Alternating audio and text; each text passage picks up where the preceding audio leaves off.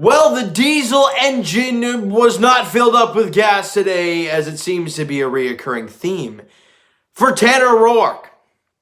As the Blue Jays dropped this one 7-4 to the Texas Rangers, and coming into this ball game, Jays fans, what did we really expect out of Tanner Roark today? And I heard in the game, and I could be totally wrong, that he was not happy with the defensive alignments, or at least early on in this game.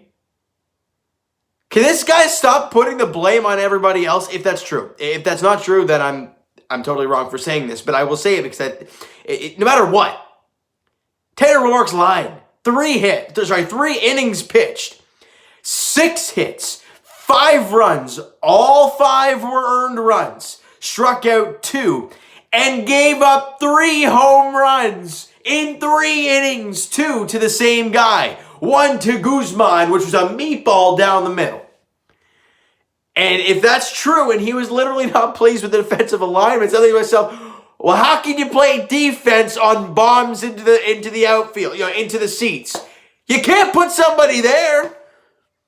Roark's garbage, man. I'm sorry. On the field, he's a terrible pitcher. I don't know him as a person, obviously, but as a pitcher, my goodness. I do not want to see him go out there again for this Blue Jays team. As much people say, well, he's your 5th start. No. I would much prefer an Anthony Kay or even a Trent Thornton go out there for the 5 spot than that guy. Plain and simple. Let's break this game down. Top of the first inning, Bo Bichette hits his first home run of the season, and he crushes one to left field. And just like that, the Jays are on the board. And in my mind, I'm thinking to myself, well, you're going to need a lot of this because you have Roark on the mound. They get the 1 in the first, and think it's okay. You got on the board here. All Roark needs to do is put up 1-0 in the first, get your team right on the bats, and good things could happen. No. Bottom of the first inning, Biggio should have had that ground ball. Either way, he gives him a 2-run shot to Nate Lowe, and you're down 2-1. But it's okay. It's a 2-1 game. It's a 1-run ball game. Not a big deal. Next inning, Guzman, like I said, meatball down the middle, crushed to right field. 3-1. Okay, 3 runs in 2 innings now for Tanner Roark. And in the bottom of the 3rd inning, you bring up Lowe again with a guy on base. And he serves up another 2-run shot. It's now a 5-1 game. There's no way this guy can be mad at anything, right? We all talk about how the Jays offense is good, all this. You need your pitching to not put you in a 5-1 deficit in the 3rd inning and need these guys to crawl back and score you 6, 7, 8 runs, whatever you need to win a ball game at that point. So he put you in a terrible spot, and clearly Charlie Montoyo, Pete Walker, and the management do not have enough faith in Roark because he does not go back out there for a 4th inning, and I don't blame you. He's given up a run. Sorry, let me rephrase that. He's given up a home run in each of the first 3 innings. Why would you put him out there for a 4th? It makes no sense, right?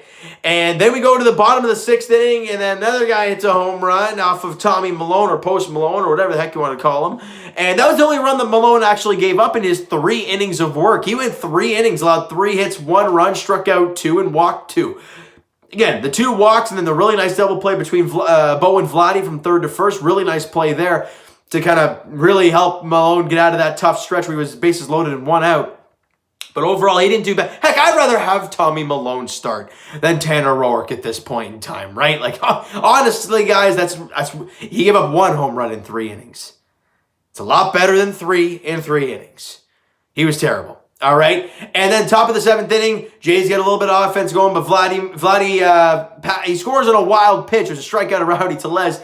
I guess it's a run. It's now 6-2. Whoopie-doo. And at the top of the 8th inning, Bo Bichette hits a home. I think did 2 runs come in to score there? I can't remember exactly. But then Bo hits a home run in the 8th inning. 2nd home run of the ball game for Bo Bichette. Now it's a 6-4 ball game, right? So you're like, okay, it's a 2-run game. Maybe the Jays can come back in this one.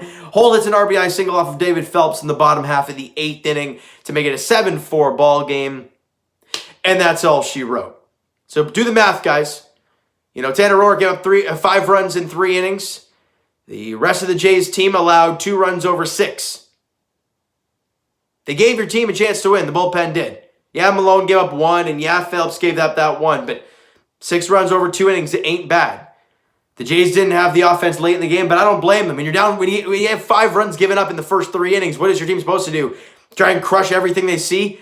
It's not easy to do so. Tanner Roark should not be pitching for this team. I've said it since day one. Yes, the guy's getting paid to do it, but you got to go out there and do it. Rougned Odor's getting paid, but he's got DFA'd, and then the Yankees traded for him. I would not be opposed to DFAing Tanner Roark and giving some other guy a chance. Because anybody at this point is better than Tanner Roark. Plain and simple. Ryan Borucki was the other guy who came out of the bullpen today in the 7th inning, and he was great. 1 inning, no hits, no walks, couple strikeouts. So a great job for Ryan Borucki in his 1 inning of work going out there and doing his thing. Offensively, saw a couple good performances in this one. Bo Bichette went 2 for 4. Obviously, the 2 home runs that he hit in this one. Everyone's talking about Bo, to start the season. Oh, he's kind of struggling to start the year. It was like 3 or 4 games in, and I'm just sitting here like, take it easy. All right, just relax a little bit. A guy like Rowdy Tellez is one you may want to think about. I don't think he has a hit yet this year, so he's one that's struggling mightily. But Bo Bichette, not worried about him. Goes 2 for 4 with 2 home runs today. Batting average is shot right up now. He's doing fine. I'm not worried about the guy. Randall Grichuk has been red hot to start the year. He goes 2 for 3 and gets an RBI single in this one. Actually, did I even write that down? No, I didn't. Maybe that was the 3rd run that I was missing. You nut. It's all right. Grichuk goes 2 for 3 with the RBI in this game. He might have got the, I don't even know at this point. There was too many. I was so flustered by Tanner Roark's shenanigans that the rest of the game is complete mush. I think that's the same for every Jay fan, right? You talk about this ball game, what's the first thing that comes to mind? Tanner Roark's terrible outing, right? That's what we all think about. However, the next game for the Toronto Blue Jays is the finale, which is tomorrow afternoon. It's a 2:05 first pitch at Globe Life Field as the Blue Jays look to still win the series. It's kind of in the same sort of deal as the Yankee series, where they win the first game, lose the second, and then go out there in the 3rd game looking for the series win. And the good news for Jays fans, you have Hyun Jin Ryu on the mound facing off against Kyle Gibson. Gibson's ERA after his first start, 135. Not 1.35. No. 135. So Hyun Jin Ryu just got to go out there and do his thing. That lineup over there in Texas is not all that menacing, and a couple of their big bats, right? Obviously, I think it's Loa right-handed bat or left, I can't remember, but all I know is Joey Gallo's a left-handed bat. Now, he's been good against lefties, so you can't really do a whole lot against him, but a lefty-lefty with Hyun Jin Ryu on the mound, I'll take that more often than not. And then against a lot of those younger hitters, Ryu's just got to go out there and work his pitches, work the corners, do what he does best, and the Blue Jays just got to do enough offensively, and Kyle Gibson, they can do a job. Let's see how they can do it, though, all right? So game 3 of the 3-game set goes tomorrow afternoon against the Texas Rangers. All right? So you know what, guys? Only 8 minutes in, but I could sit here and talk bad about Tanner Roark's performance all day, but who wants to hear about that nonsense? You're going to hear it on all platforms from Jays fans, all right? So you know what? That is going to do it for this one. If you enjoyed the video and did not enjoy the Jays game, if you're a Jays fan, if you're a Ranger fan, you like the game, you can smack the like button. I do appreciate that. Hit the subscribe button if you guys have not already. Comment down below your thoughts on the video, your thoughts on the game. What'd you like? What'd you not like from today's ball game? My thing that I liked is that Randall Grichuk stayed hot, Bo's getting hot, and Ryan Borucki just continuing to show us that wherever he's coming, whether it's starting pitching, whether it's out of the bullpen, he's going out there and he's doing a job. Great job for Borucki. Heck of a job for Bo and Grich. Back in action tomorrow, all right? Twitter's down below for myself. Follow him, send me a DM, do all that great stuff. The Instagram link is down below as well, so follow up there if you have not done so already. And I'll talk to you guys Raptors edition on Thursdays. They host the Chicago Bulls, 7:30 tip-off there. Raptors looking to get back into the win column and possibly climb into that spot against that play-in spot. I know Chicago is like, 2 games ahead, so might be tricky, but you play Chicago on Thursday, so a big game there for the Raptors if that's what they're going for. Otherwise, Tank Nation, that's a huge game in that sense. You lose that one, you put some separation between yourself and the Bulls. And as for the Leafs, I think they take on Montreal tomorrow at 7:30. Could be 7 o'clock. I'm not 100% sure. All right, as the Leafs look to continue on this insane roll they've been on, 7-1 in their last 8 games. They're playing some really good hockey, putting some separation in the top few seeds in the North Division. Got to continue at that pace tomorrow. Montreal's got some bad news with Gallagher and Carey Price going down, so the Leafs are probably going to see Jake Allen in net tomorrow for Montreal. And as for the Jays, they take on the Rangers in the finale, the 3-game set tomorrow afternoon.